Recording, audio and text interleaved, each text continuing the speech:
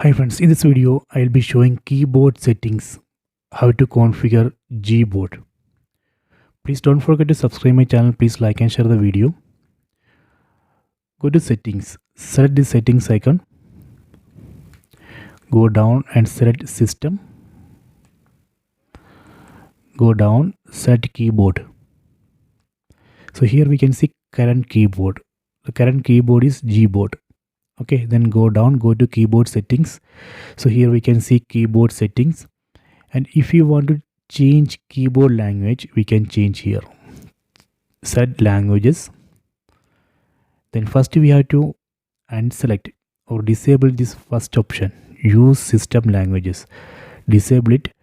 After that we can select our own language. We can add multiple languages to keyboard. Right now you can see it's enabled only English. So let me add one more language to the keyboard. Let me select Hindi from the list. Done. Then go back. See, now we can see two languages here, English UK and Hindi. Let me go back to home screen, then test this change. Let me go to search. See, this is a keyboard. So here we can see keyboard switch button.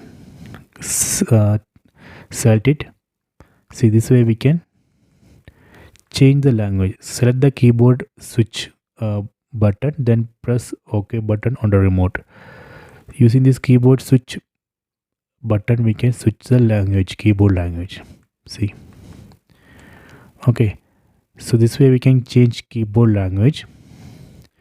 So let me go back to keyboard settings, go to settings, system, keyboard.